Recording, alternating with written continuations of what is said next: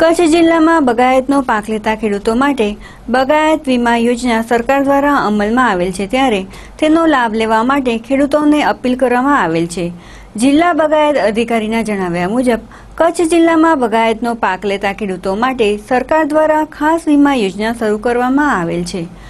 આ ઉપરાંત અન્ય યોજનાઓ પણ અમલમાં છે, ત્યારે તેનો લાભ લેવો હોય તો ઓનલાઈન અરજી કરવાની રહેશે। જિલ્લા બગાયત અધિકારીએ આ અંગે ચંચળ ન્યૂઝ સાથે વાત કરી હતી।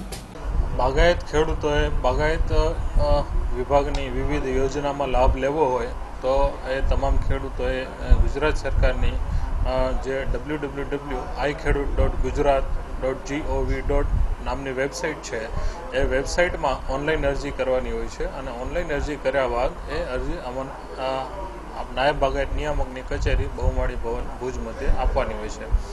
આ અરજી કરવાની જે મુદત હતી ગત આખો માર્ચ મહિનો ચાલુ હતી અને હાલમાં પણ 5 તારીખથી કરી અને 20 તારીખ સુધી પેકિંગ મટીરિયલ, ફળઝાડ વાવેતર, કેરેટ, ખેડૂતોએ મિની ટ્રેક્ટર વસાવવું હોય તો મિની ટ્રેક્ટર માટે, સુગંધિત પાકો, ઔષધીય પાકો, કાચા પાકા માંડપ અને ફૂલ પાકો વિવિધ ઘટકો તારીખ 5 થી કરી અને 20 ઓગસ્ટ સુધી ખોલવામાં આવેલ છે। તો તમામ ખેડૂતોને બાગાયત ખાતા મારફત અનુરોધ કરવામાં આવે છે કે ઓનલાઈન અરજી કરી અને આ અરજી છે એ કોપી નાયબ બાગાયત નિયામકની કચેરીએ જમા કરાવી, જેથી કરીને તમને સબસિડીમાં આગળની કાર્યવાહી થઈ શકે।